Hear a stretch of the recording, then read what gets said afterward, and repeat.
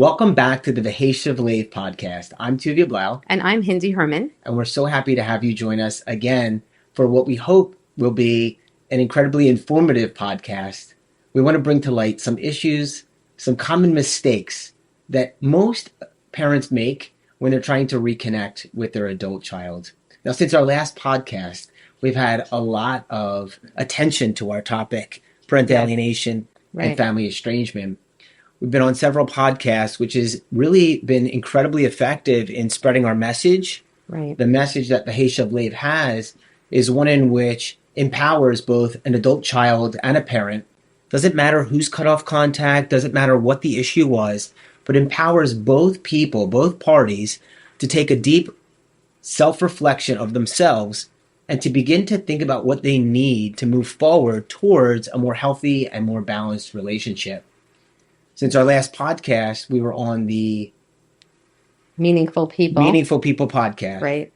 And wow, what an incredible amount of feedback, people reaching out to us.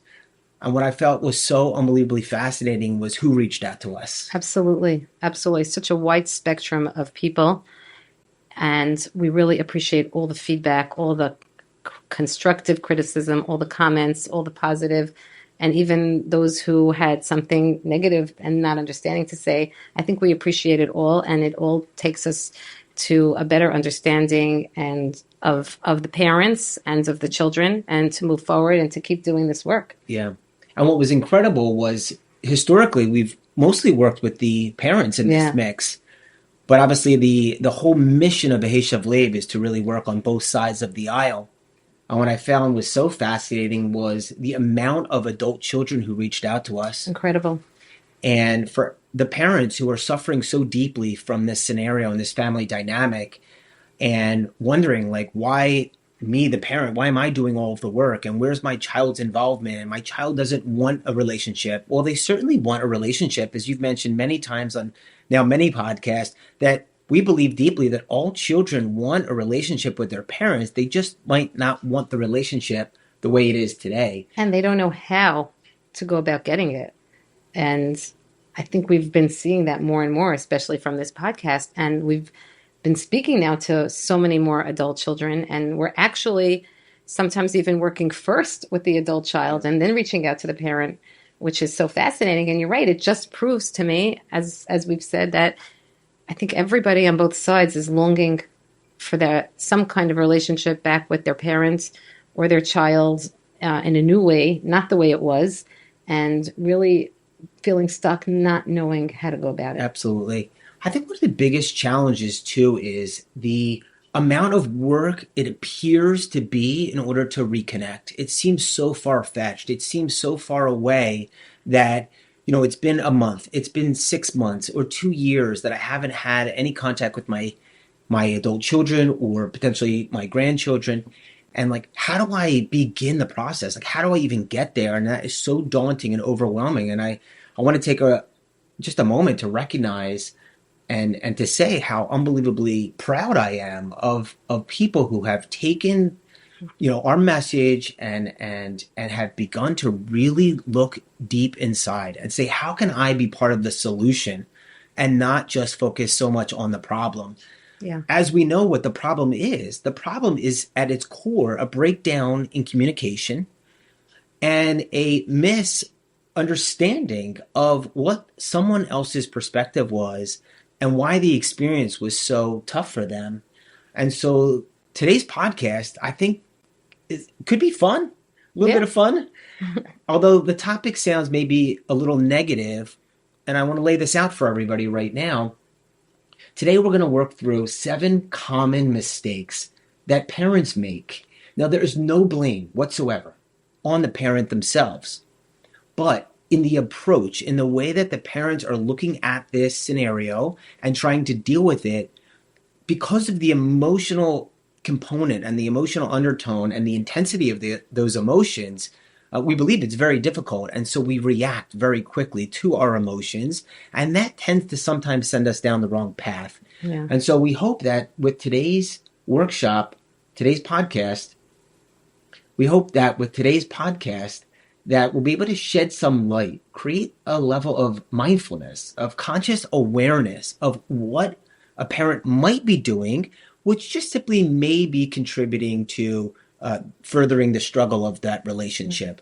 Sometimes I'm working with the parents, and when we start, they're saying, I don't know if you could do this because I tried everything. Everything. And I hear, like, what did you try? And sometimes we're so stuck in one of these or more of these 7 pointers we're going to bring out today.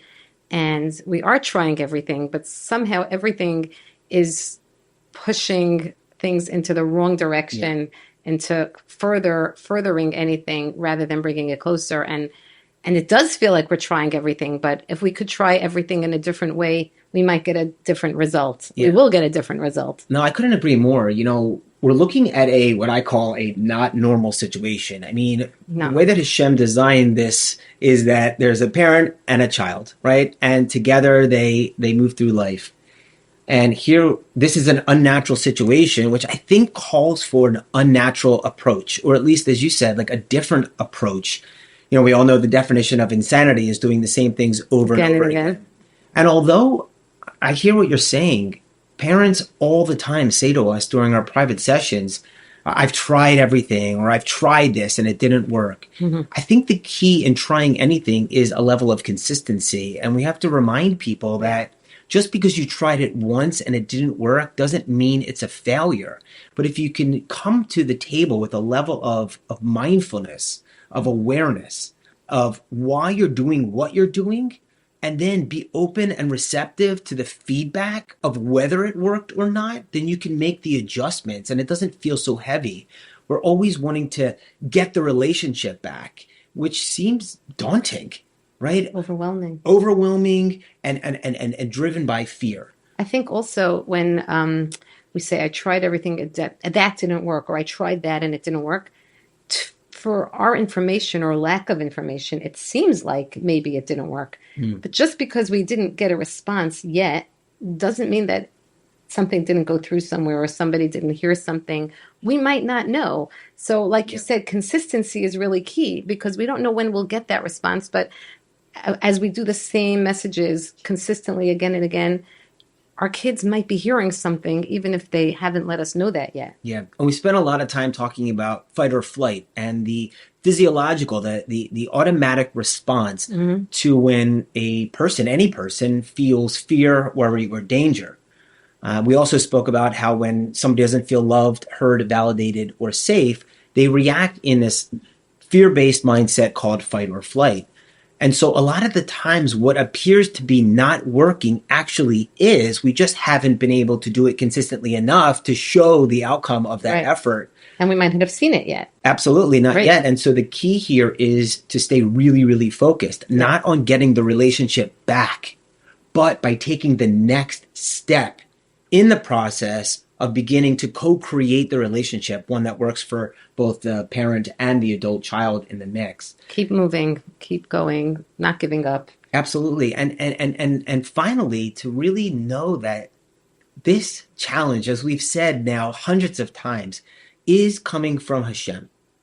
And if we're here on this earth to grow as humans and to strengthen our relationship with God and with everybody else, then this creates an incredible opportunity for me to pull back, look at myself, see where there are areas that I can get better and to meet people where they are, and to try to, be open to hearing what works for somebody else, and to hear it in a way that isn't defensive, that really is curiosity driven rather than reactive or responsive to something that feels hurtful and painful, which we understand that there's a lot of pain, a lot of deep, deep pain, and we feel for everybody that we work with. And we're so honored, I think, you would agree, that to be in this position, to be able to support and help people the way that we are, Baruch Hashem. But this is a process, and it takes time, and it starts with you. The parent here on this podcast is where we'll be sharing some areas of opportunity, areas of improvement. And I think if you can really work through these 7 common mistakes and to replace these mistakes with things that will actually help you feel good about where you're starting, and to begin to help, lead by your example, your child to where you want them to be, then I think that's truthfully the definition of empowerment. Absolutely. Are we ready to start? I'm ready. One more thing I just wanted to add. I didn't remember to thank all those people that reached out to us after the podcast, thanking us who have worked with us in the past and are seeing so much success in their work. Thank you for reaching out as well, because it just gives us that chizuk to keep moving and going. Yeah. And it was so good to hear from them as well. Yeah. So let's start. What do you Let's say? go. Okay. Okay. So 7 most common mistakes. And we're going to work through these at a pace, but what we want you to do is listen to these mistakes as a starting point for what the mistake is. We'll talk about why we think those mistakes occur. And then we want to try to offer some options or some changes that you can make to be able to try to accomplish what you're accomplishing, but in a new way and in a different way with a different approach. So let's tackle these right now. We're just going to go 1 through 7. And the first one that we like to discuss is this idea of putting pressure or guilt on your children. Okay. Easy or hard? It's very hard.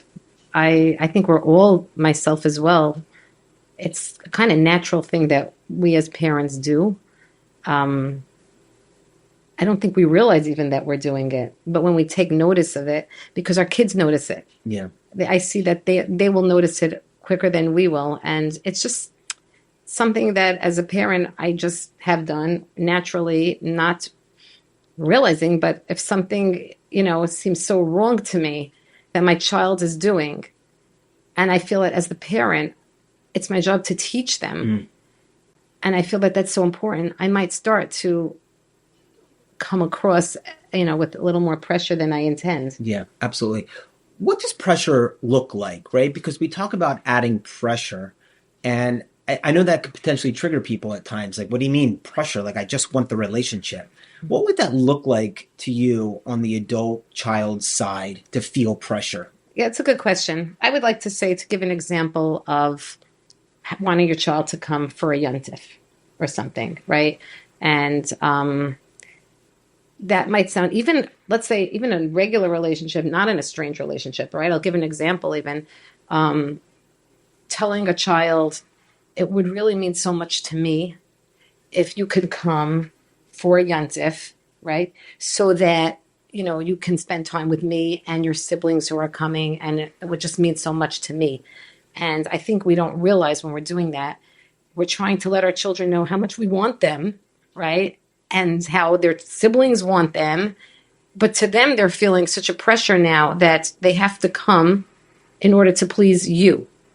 And to them, that seems like a parent is asking so much of me, not knowing that my spouse wants to go elsewhere. She has other obligations for yontif, or we're not really comfortable to come for yontif at all. We don't like coming for yontif, or yet, right? Or we need to see some changes in order to come for yontif, and we're not hearing them. We're letting them know what really works for us, and giving them a little bit of that guilt. And they feel it. Absolutely. Yeah, guilt's a tough one, right? Because I think the intention is really good. The parent just simply wants to spend time, bring the entire family together. And so, putting pressure or guilt might even sound something like, we would love to have you there. Well, that speaks to what the parent's feeling, rather than maybe asking the child, which we'll talk about the opposite of creating pressure in a moment, to say, hey, what would you need to feel comfortable if you were to join our family meal? It would mean so much to us. Right. That's another pressure. You're so important to us. Yeah, we love you. Although we need you. Although these things are true and we want to communicate, it's the how do we communicate them that's going to make the change. So pressure is any time the child in this case would feel like they have to give an answer that they think would best serve or suit the emotional state of their parent at the time. I find even when I say, I'm so worried about you, it puts pressure on the kids to feel that they shouldn't be doing something that they feel is right for them to do. Because just because my mother is worried, does that mean that it's not the right thing for me? And now I feel that guilt that I shouldn't do it. And I know I really should be able to do it, but there's the pressure, there's the guilt. Yeah, absolutely. And I think, like, you know, there's a woman named Dr. Brene Brown. Mm-hmm. She's an incredible PhD and a speaker and does a lot of podcasts and books and things. And she speaks about the power of vulnerability. And she talks about blame being a result of one or two things, which is either shame or guilt. And so we just have to manage sort of what we're doing when we speak. Your words have power. And to say that, like, it's not going to be the same without you or everybody else is coming, it does put an added pressure that I think puts the child in a place to just shut down. Yeah. It's too heavy. It's too much. And so although we want to see everybody sitting by a Suda with their family, there's a process that you have to follow and go slow so that the child doesn't feel so much of that pressure. Right. And I'd like to add, even if you do get them to come for that meal or that whatever that might be, they may not show up in the way that you thought it would be and where you were thinking this is going to be amazing. It doesn't end up feeling that amazing at the end if your child's there because he feels the pressure, right. Which is like either they'll shut down and not come or they might, but you're not going to get that relationship that you were hoping for because they're going to leave with resentment. Right. And I think if the parent didn't take enough time to understand where the child is in their mindset, where they are with their desire, what they would need to feel comfortable or safe being in this environment, if we haven't spent the time doing that, then I think what happens is once, like you said, we get there, Baruch Hashem, they came to the meal, there's a sort of unspoken eggshells that people are walking on, and that doesn't feel safe for anybody. And it doesn't allow for the parent to be confident enough in their own skin to be able to, show up for the child, I think, in the way in which the child would need that. The child feels pressure, the parent feels the pressure, everybody feels the pressure. So what's the opposite of pressure? What's the change or the shift possibly in mindset that we could think about? And the first thing that comes to mind is space, which is something that I think really upsets and frustrates people. Is when their child is asking for space. Mm-hmm. But as we've said so many times before, space is not distance. Space could be runway, right? Space can be breathing room. Space can be, hey, let me ask you what you're feeling. How are you seeing it? What works for you? And to be in a space to listen to that, that's what creates the opportunity for the child to not feel pressure. Space just waiting to hear what works for them. Meaning like going back to that meal over Yontif, right? What would work best for you? This is when everyone is coming. This is who is coming when. Now, if you were open to telling me what would work for you, there is space. Yeah. And there's giving them that opportunity that when they show up, they came because it worked for them as well. And I like to say, here's a hack to know if I'm putting pressure or not. To ask yourself, what do I really want? Do I want them to come or do I want them to feel good to come? And if you could remind yourself of that, Absolutely. It will change the way you approach them. Yeah, for sure. Space is needed. It's needed so much. And we have to stop looking at space as something that's negative or bad. Space gives everybody a chance to calm down, to get clear about what they want, as you just said, and then to begin to align the action that helps move them in the direction of where they want to be. And I think that's key. And that takes a lot on the part, especially in this case for this podcast, of the parent to say, you know what, I'm okay regardless of the outcome. Right. I know what I want. Yeah. I'm going to approach that situation accordingly. But whatever happens, not forever, but for right now, I'm going to be okay with it. And to know that just because you ask your child, what would you need to feel good or comfortable, or, what are your thoughts about, sharing a meal with us, or how much time feels good for you and your family, if you can be okay with the response, knowing that just because the child asks for it doesn't mean that you just have to give it to them. It's just a starting point for developing the conversation, making everybody feel good without pressure, creating the space, and being able to then conversate and to communicate about what is needed and how it's needed so that you can both be aligned with those desires and potentially move forward together. Right. And the result might not be as you thought, but it also will be a response that your child is comfortable with. Absolutely. Which really is your gain in the end. Absolutely. Yeah. Okay. Next one. Are you ready for Excellent. next one? So Okay. next, let's talk about, Ignoring boundaries. yeah, That's number 2. Okay, that's a big one. And I think that's something I hear a lot from people that I've worked with, that their kids set such strong boundaries that are so painful. And they do feel very painful when they see them that way and hurtful. And the boundaries are so strong yeah, that they feel unwanted and they feel like it's not really possible for them to adhere to. And I would say that is number 2 big mistake. yeah, yeah. I think about a recent scenario that we've been working on together. You have been working with the adult child, a daughter, Oh, yeah. and she has done absolute incredible work. Yes. She called you several months ago and said, "Hey, I desire so deeply to have a relationship with my father, but he doesn't feel safe to me." And I remember you telling me when I asked, "Well, what does that mean? Like, what does it mean that she doesn't feel safe?" And she says, "Well, I'm just not sure which version of my father I'm going to get. Sometimes I'm getting messages that say, 'I love you. I want you in my life. You mean the world to me,' which I think would add a bit of pressure.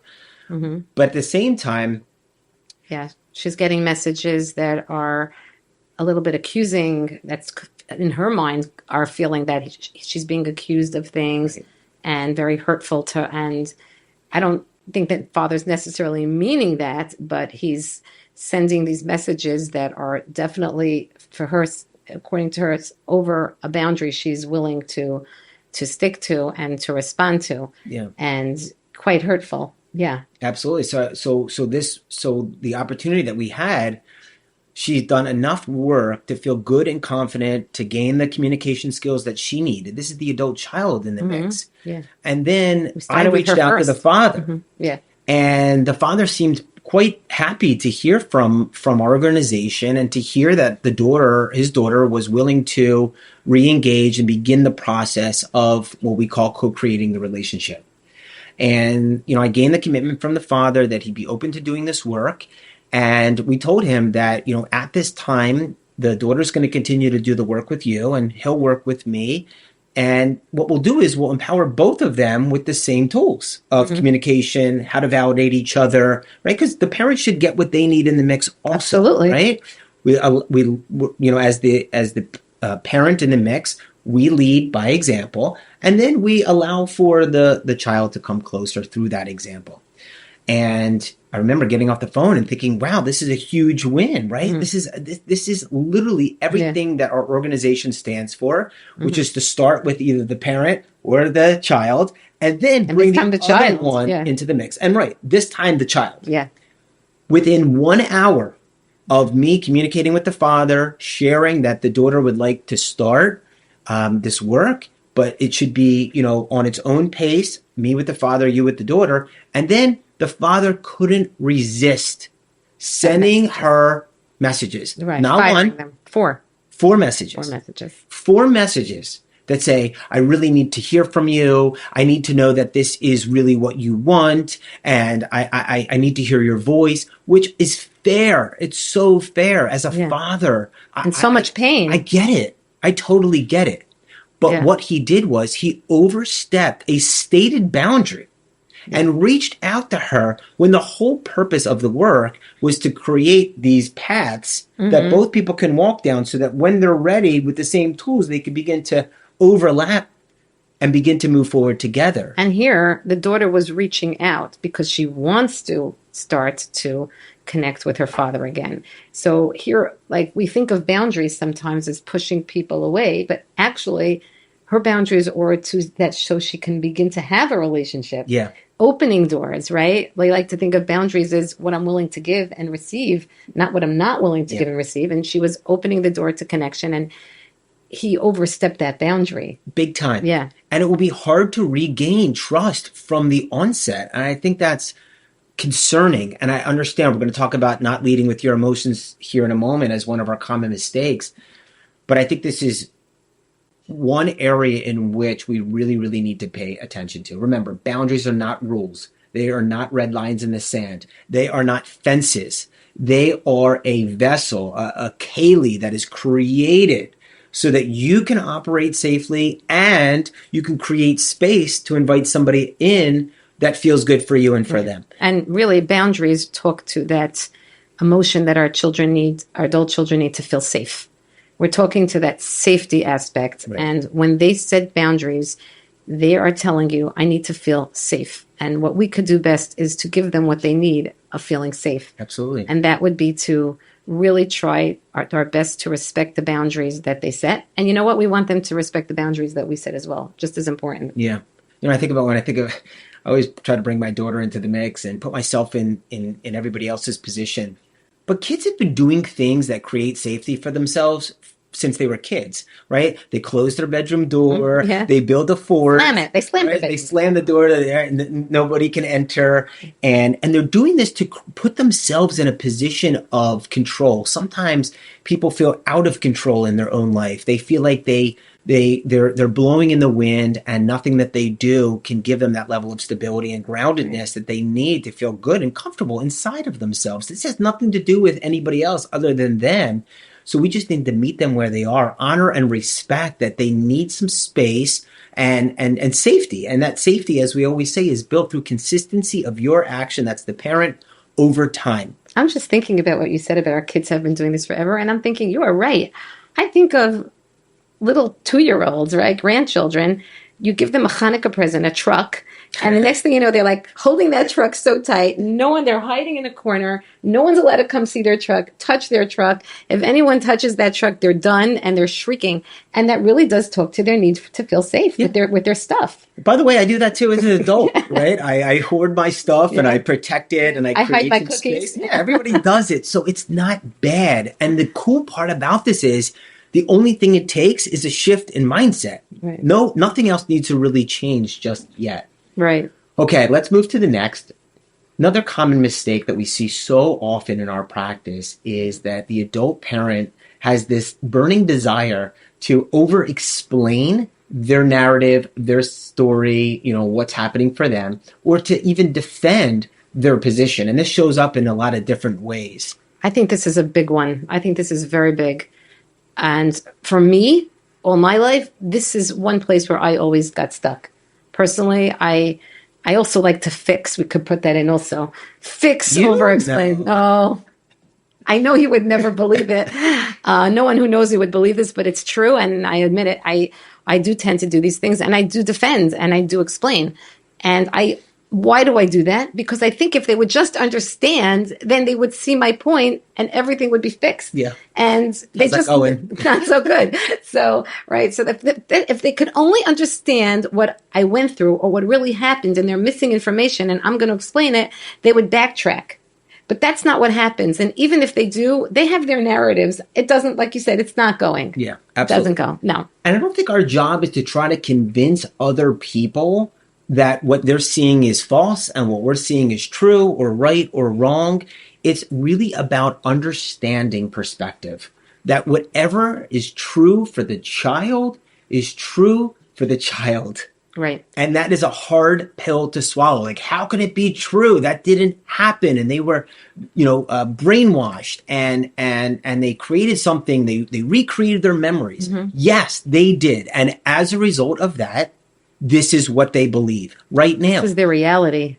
And if we try to deny that reality, I think the level of frustration and resistance that is created is so dramatic. And it's hard to sort of rebound and recover from that.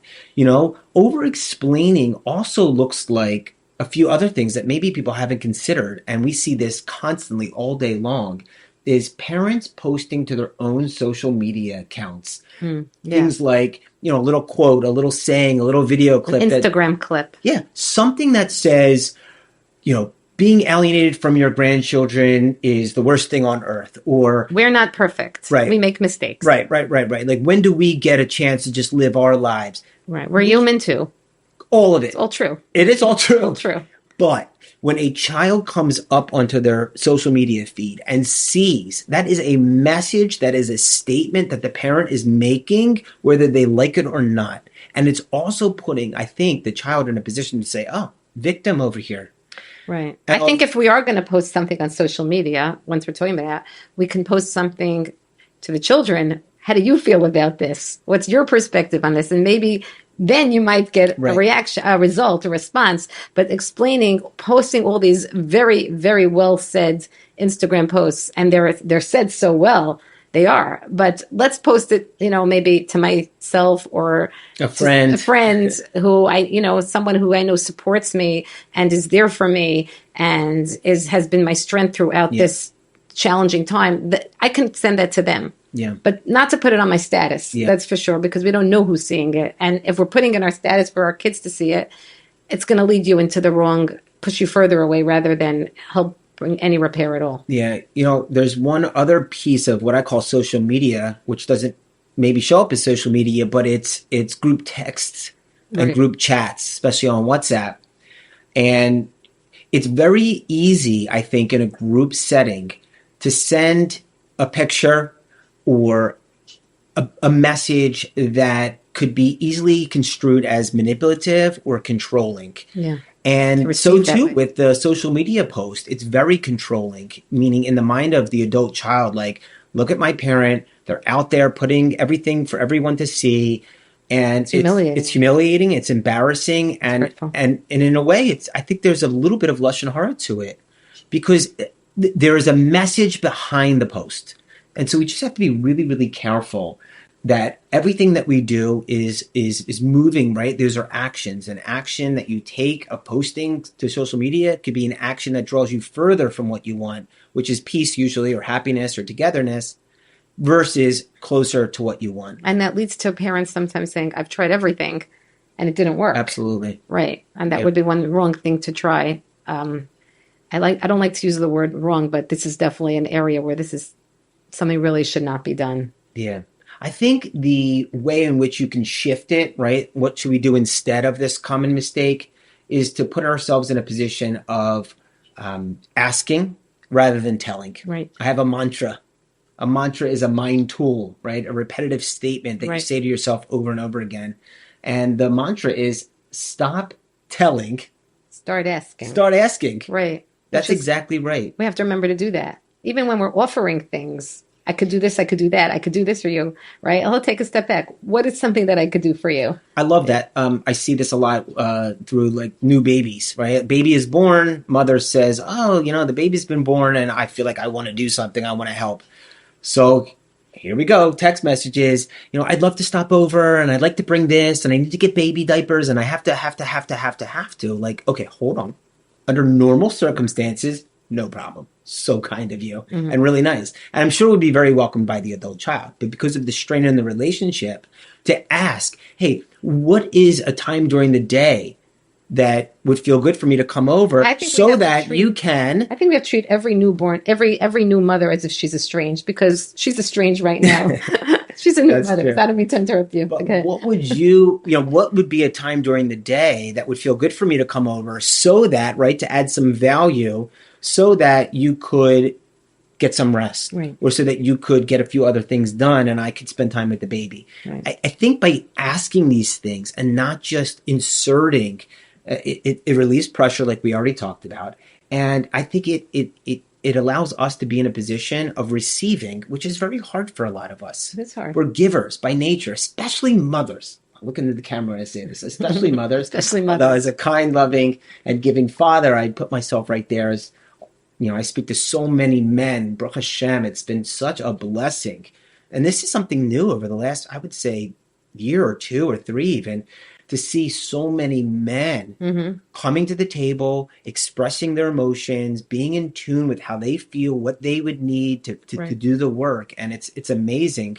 And I'm happy to see that as a man, as a male figure, to say, hey, you know what? I could be part of the solution as well. I think it's amazing too, because as you know, they always say men get mad and women get sad. But we are seeing a lot of men mad or sad, or both, and rightfully so, coming to the table wanting to reconnect. Absolutely. A much bigger number. And I think one more thing, that even when we can understand our children's perspective, right, and we get it and we hear them, still not to explain ours right now, because they just want to be heard. So even if we do take that step that, they have a good point, still not a good time to start defending ourselves or over-explain, even if we do see their point. Yeah. I always say there's a time to express to somebody how you feel. That time is not right now. And when it is time, you'll feel less needy to actually express how you feel. You are the parent.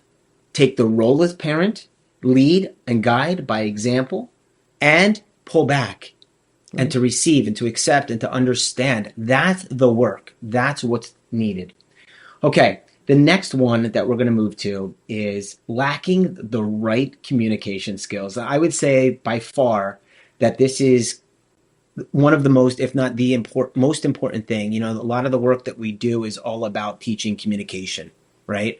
What to say it, how to decode what is said, and how to respond to what is said. We know that if a child is in fight or flight, the first thing we need to do is to validate where they're holding, right? Validate what they're saying, what they're expressing to you, not for any other purpose than to show them, I hear you. I hear you.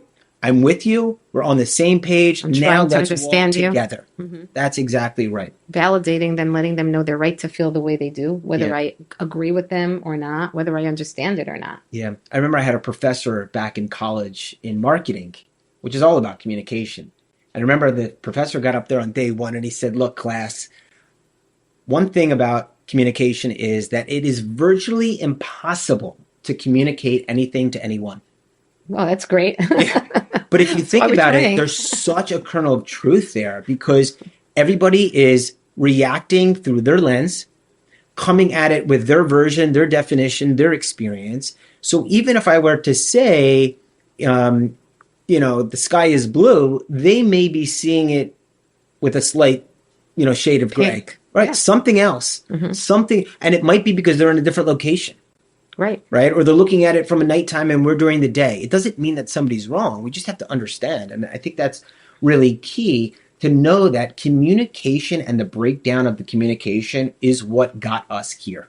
Now, Right. certainly distancing, silencing, cutting off makes a very difficult scenario. And that's definitely lacking the right communication skills. Absolutely. Plus, cutting someone off means I don't have any that I can figure out how to use right now. And for all the brilliant things that I've heard you say, How many of those? no, seriously, for the things that I've heard you say that are really most brilliant, I think one of the things that is so key is that, understanding, what you need is first and foremost, like the absolute icker here, right? It's the starting point for moving forward, to determine what you want and then to align your communication with that.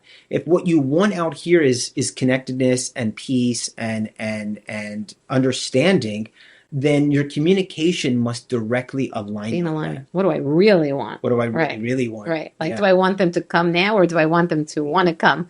I said, do you want them to come or do you want them to want to come? Yeah. Right. So really the right communication skills, I would say, because we're talking about, a mistake is to lack those skills, is to really gain an understanding of how the mind works, right? Right. Two things need to happen at any given time if you want communication to occur. One, somebody's mind has to go into their memory bank and get the information. And then two, you have to get them to transfer that information to you. So when we talk about communication, a lot of times Hindy and I speak about open-ended questions, right? The way in which you phrase your question that is not skewed towards a yes or a no or limited in its response, but it's a thoughtful communication which begins to help develop, the Right. conversation, and that's key. Gives you also more information. Rather, when you hear a yes or a no, you don't really get much out of it. Even in other areas, this is not just estrangement, right? I do dating coaching as well to help couples ask those open-ended questions so you can get hopefully some information, a conversation, hear what somebody's thinking, and get someone else to start thinking about what you're saying. Definitely. And to relate to that. Yeah. What's so fascinating is that what builds connection is emotion, right? Right. If I were to meet you on the street and say, hi, how was Shabbos? That was good. Nice.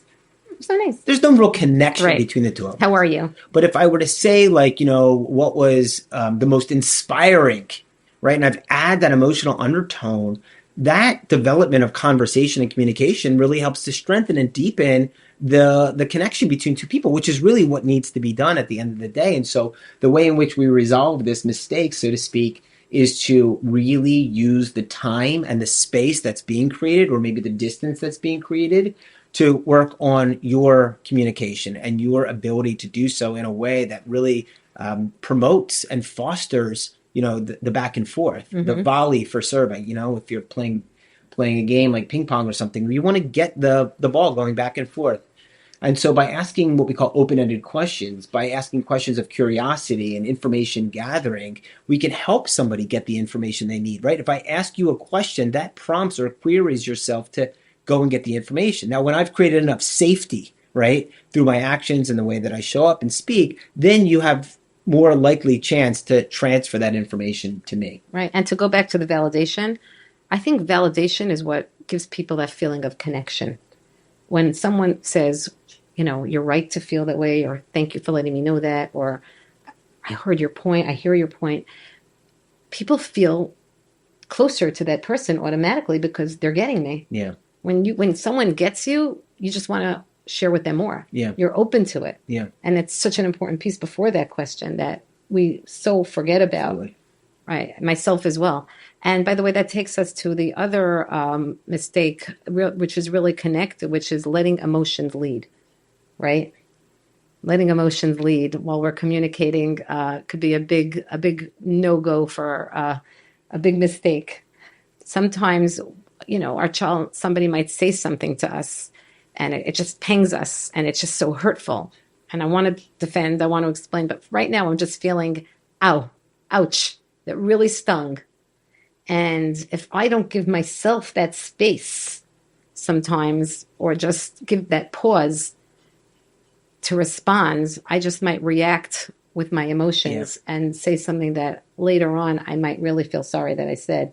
What's that, how are you going to feel in 5 seconds, 5 minutes, 5 hours, and 5 days, right? When we let our emotions lead, we so often feel good in 5 seconds, maybe even 5 minutes. Yeah. But in 5 hours, we might say, ooh, I blew it here. Yeah. Yeah. So we moved on to the next. Right. And the idea of obviously leading with your emotions is reactive. That's fight or flight. That's like quickly something is said or done. I get triggered by that. My emotions take over and I go down with the ship. And so how do we resolve that, so to speak? What's the, alternative option? I think is creating space, like you said, which is really nothing more than taking a few rounds of breath. That's creating space in your body so that you could create space in your mind, or what we call between the thoughts. And then when you feel calm, confident, stable, steady, when you've defined what you want or what you really, really want, and then you know which actions you're going to try to see if those actions are working or not, you're able to overcome fear that might block you. That's the approach, right? And that's the level of clarity that we lose when the emotions take over. Right. We want to be able to respond with intention based upon our thoughts of what do we really want, rather than react to those emotions of how I feel, which is, as we said in the past, that's where the bechira is in our lives. That's where the choices are. When we react, we're not thinking, right? We're not using that koach ha-bechira, that freedom of choice. We're just saying what comes to our heads first because of the pain. But when I take that time now, like you say, 3 breaths, which is amazing. And that's something that I always do. And some of us have some things that we do also when we feel that fight or flight. And everyone knows what that might be besides those 3 breaths. I have a few things that, I know like they relax me, that I'll go to a certain space, certain chair, play a certain game on my phone, whatever that might be, right? To give yourself that space to get yourself out of fight or flight. Always start with the breathing and whatever else that you feel before you just react to whatever it is that was said. Absolutely. I think the idea and the thing to remember is to actively pause. It's not passive. It doesn't happen automatically. Your mind goes into fight or flight at 1/65th of a finger stat, meaning one out of your 60 to 60, one of your 60 to 60 thoughts per finger snap. Right. They're coming at you fast. Right, may trigger a negative thought or a fear-based thought and send you right into fight or flight. So the idea is I have to be active about it. I have to work it through. I have to almost remind myself, pause. slow down. Put yourself back into your body, get out of your mind. That's what we say that's what we mean by when we say grounded. Grounded means in your body and not just ruminating and commiserating and future casting. I love this term, future casting. Projecting into the future what we think is going to happen as a result. It's really tough. So meet yourself where you are. A breath, a walk around the block, a special place that feels good and safe for you can make all the difference. Put the phone down. You should never react.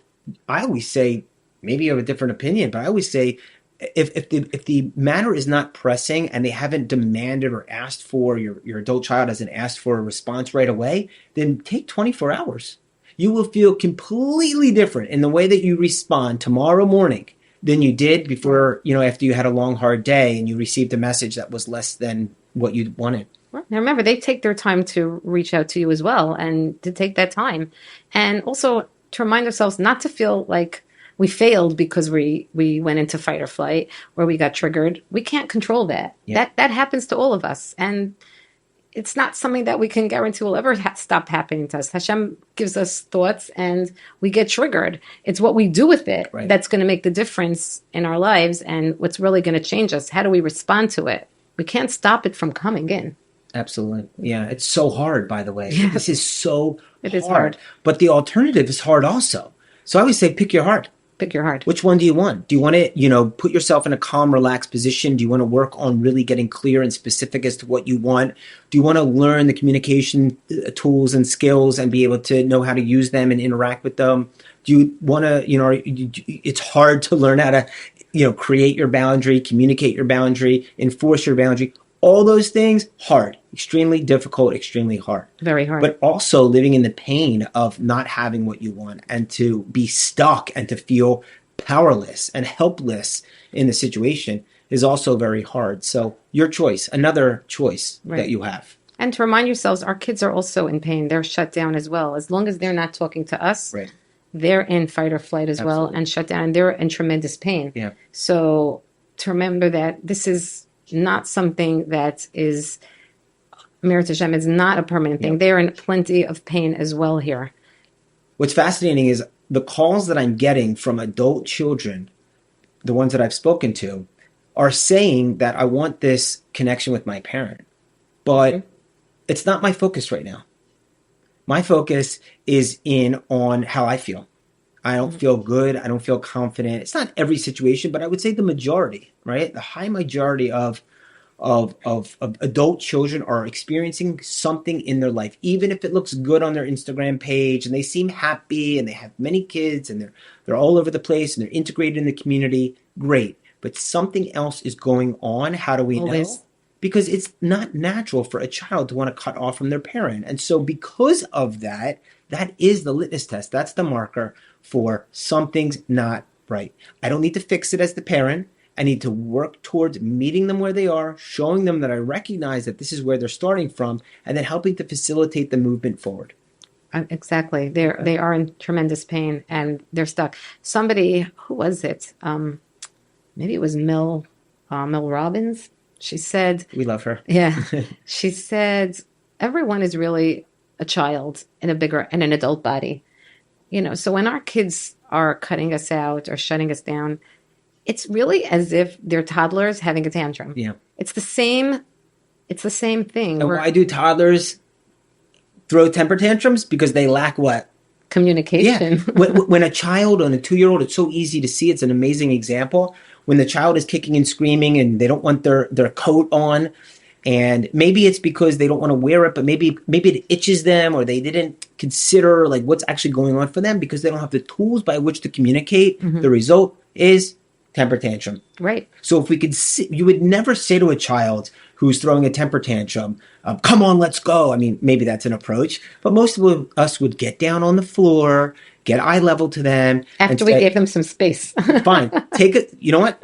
Kick and scream. Right. And when you're done, I'm going to come back and let's work this through. Right. What do you need from mom right now? How can dad help you? Right? Use your words, right? And that's communication at its core. Mm-hmm. It's so unbelievable. And while they're kicking and screaming, there is nothing you could do. You need for them to get themselves to a calmer place. right? And then like all of a sudden they'll come on you and they'll hug you and Right. they're like just breathing and slowing down. It's really, if we look at them, it's all the same. Right. Nothing's changed, but it's so much easier to see it in a toddler because we don't expect more Right. from them. Yeah. We know they can't communicate. So we don't expect it. Yeah. By the way, like within the community, we always speak about, like within the firm and the religious communities, we always speak about, why might this be happening so frequently in this area, in this community? And I think this is one of the reasons why, the system does, and I've said this a bunch of times, but the system does an incredible job of teaching halacha, how to build a home, those things like this. But there's not a communication course. No. There's not in yeshiva, a course on, self-reflection and how can I engage with people in a safe way that doesn't push people away but brings them closer. So, we have some challenges, and we hope, Right. I'm working with a yeshiva right now who's looking to empower. We're working in the beginning stages, but to empower the yeshiva bocharim to learn these skills. Wow. So that they can speak to their parents. I mean, you said it a couple of weeks ago, where we hear of a lot of boys and girls that are going to their gap year in Israel, and they're showing up, and they're going into Therapy, yeah. Because they're lacking. Yeah. They're lacking what is needed, and so we can give it to them if they're open to receiving it, and if they're not, we can show them how to do it through our example. All right. I think something else you brought up, there was no course for them. Let's remember there was no course for us to become parents. And we just became parents. I didn't have a manual. I didn't even have a mother. And many of us had parents that didn't have the skills that our children need from us as well. And we're doing the best we can. We didn't know anything what our kids are telling us today. We lived a totally different world with parents, different times, different generation. Yep. So where was anyone to teach any of us this to us, really? I think it reminds me that we're all doing the best that we can. And to stay in that space, forgiveness, right? The definition of forgiving first yourself or forgiving anybody else is to think, like, I did the best that I could with the information that I had. Had I had a crystal ball and a projection into the future, I maybe have shown up differently. I may have said things. This is not about blame. It's about empowerment. Right. It's about understanding that communication is the path forward and to develop your skills accordingly. Right. Okay, let's move on to the next. Okay, yes. What is the next? The next here, a mistake commonly that we see is that expecting time to heal. Now, this is a machlokas. Right? It's not necessarily a mistake. Right. Okay. Right. The question, I think, is, how do I approach the situation when, should I just wait for them to come back? In fact, if they ever knock on the door, I will be standing there with open arms and a warm batch of cookies. Great. But what we have found and seen over 7-8 years of this work is that most children don't just come back on their own. Because they need to see that something changed. Right. And therefore, expecting time alone, which I think time is key, but it's not alone, doesn't actually heal anything. It may give people enough time to diffuse in their own fight or flight and to feel a little bit more calm and relaxed. But I think you ultimately land in the same place in which you've started, which is a strain in the relationship. And I think people need to ask themselves, does this feel like the right time for me to push forward? Or does this feel like the right time for me to, I'll call it pull back, but really it's creating space for myself. Remember, creating space is active, right? Ignoring is passive, right? Mm-hmm. So I can create space. I can empower myself. I can gain the tools. And you have to meet yourself where you are. There is a time to push forward and there is a time to pull back. And this here is key. Knowing when I feel good, when I've had my own mask on first, when I've put myself in a position to know what I want and to have the skills and the tools to deliver that in a way that works. And your battery life is high. And your battery life is high. 85%. You're right. Mm-hmm. And that 85% is so key. And I love that as like a visual cue, right? I think about the little icon on the top of my phone or my laptop that shows how full or depleted, right? The energy like in my computer or my phone is. And if I was on 5% or 10%, I would never leave the house. Right? I wouldn't do anything. I wouldn't flip through my camera roll. I would not go on social media. I would not look at anything, right? Because I wouldn't want it to deplete any further. The chance of that happening is high.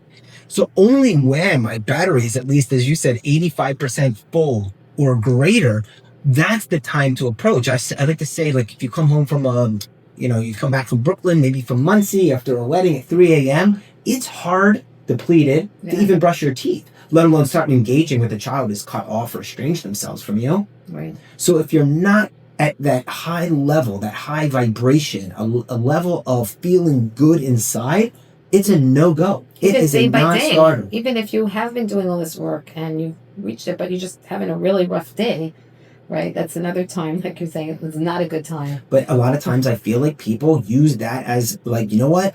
I'm so upset, I'm frustrated, I'm angry, and I'm going to let them know how I feel. Okay, hold on, slow down, pause. That would be letting your emotions lead. Exactly, right. They're all intertwined, as you said. So, right. so don't expect the time alone will heal, right. But know that you have the power to either say, this is the time for me, I feel good enough to move forward, or it's a time right now to pull back, to create a little bit of space for myself, to get clear and specific on what I want, right? Learn the skills, put my boundaries in place so it feels good for me, and then re-engage. I think when we're saying expecting time to heal, we know that time heals. Time will heal how I'm doing, and it will help me get to gain my strength. But expecting time to heal my relationship alone is not very likely, because our kids, as we said, they need something from us.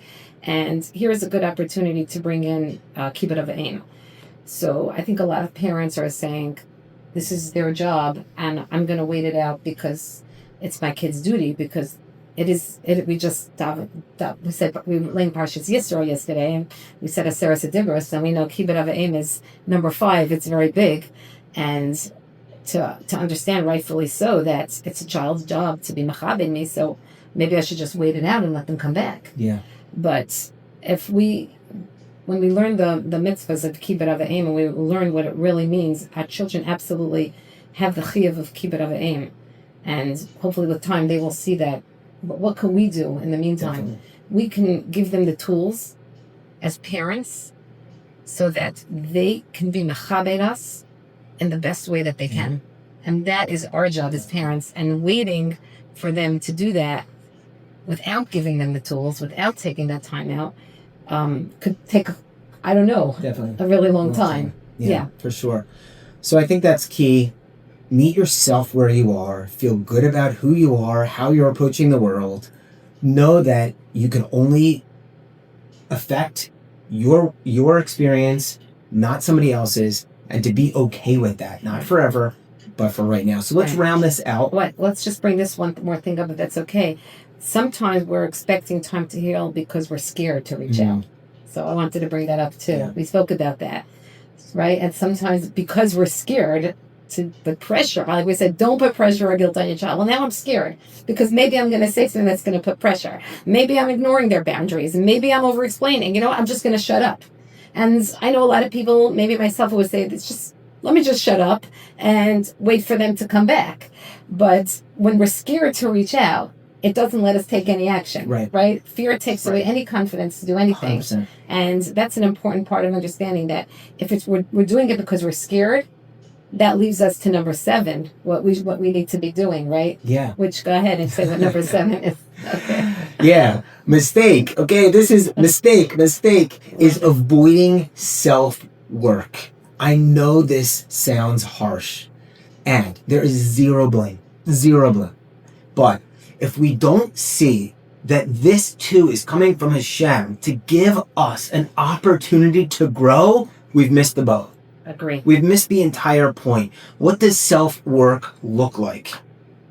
What does self-work look like? It really means a lot of self-reflection and what am I doing here and what has Hashem put me here for? Right. I know there's a reason. It doesn't seem fair. It's really too hard. It's too painful. But to understand that there's something here for me to grow. And if there's fears that I'm even afraid, how can I overcome those fears so I can take the steps that I need to to work and understand there's a purpose here for me, and I'm meant to be doing something. Right. I don't know what it is yet, but I'm going to figure this out. Right. I wake up in the morning, I say Moda Ani, and in that moment, I've committed. Like, thank you, Hashem, for your faithfulness in me, that I have this day. Thank you. And to use that day for your growth. I always say, like, when you get up in the morning and you ask Hashem, you daven for patience. What do you get? Patience. No, you don't. Oh, what do you get? You get opportunities to practice being patient. There I like you to go. say, if I get up in the morning and pray for patience, I can mark my words that there will be an Amazon delivery delay, there will be long lines at the supermarket. Okay. So if you think about it, we as the Jewish people are all about growth, self-work, self-growth. It's why we were given that day, a brand new day to challenge. Yeah, to challenge ourselves. So if I'm even if I haven't stated it out loud, and my intention in life is just to be a person of growth, then you would expect, by definition, that Hashem would continue to give you challenges so that you could continue to grow and get exactly what you need. On the surface, it looks like, wait a second, Hashem, I prayed for patience and you gave me all these challenges. But no, at the end of the day, looking back, you say, oh, I see why I got those challenges. And now I'm a better person for those challenges. I would say that the majority of people who look back on a challenge would be more than willing to go through it again if they've seen the level of growth that challenge provides. Wow, that's big. I don't know if I would say that I'd want to go through any of it again, any challenges, but I can say that I've grown from each one. Do I wish I had? I can't say that I would want to go through it again. I'm not at that madriga at all. But I will say that each and every one that I have gone through has forced me to grow in a way that I probably never would have or wanted to go through. And that leads us to what we're going to end up with is having that bitachon and emunah, that anything can change. In a moment's time. Right. Can I tell you a story? Please. I went to a shiur this morning on bitachon, and I heard this incredible story about Rabbi Shalom Rabashkin. We know he was in jail for 8 years until President Trump pardons him on Zos Hanukkah. 8 years. And I think 5 or 6 years into his incarceration, he had a sergeant who very kindly allowed him more hours a month so that his children can come. And it's with precious hours. He was allowed like a certain amount, and it wasn't enough, and he could barely see his family, and that's all he was counting on, was seeing his family over so many years. And this sergeant for 2 years gave him extra hours or extra points or minutes, I don't know, to spend time with his children. And at a certain point, he found out that this sergeant was retiring. And he said, okay, maybe I should go over to him now and ask him before he retires to stretch out for another year that extra time that I could see my children. And he was about to go over to him, and he said, 1 second, that if I do that, then I'm believing that I'm going to be here another year. Right. And the same way Hashem sent that first sergeant to me, I believe he can send another sergeant to me who will do the same. Because who sent that sergeant in the first place? Right, to remember that you put in your hishtalus, and that at a certain point you remember that the more I have bitachon, Hashem will be there for me, and I got to show that. So he chose not to actually ask the sergeant to do that.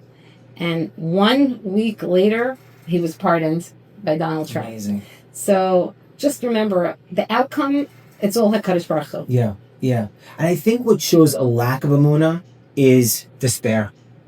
Right? Grasping and just being in such a negative space about what is given to you. This is given to you. It was specially designed for you. It doesn't make it easy. It makes you conscious, and it wakes you up. The same way the shofar, the sound of the shofar wakes you up, right? To become conscious, to become aware. It says, hold on for a second. Something's not going right.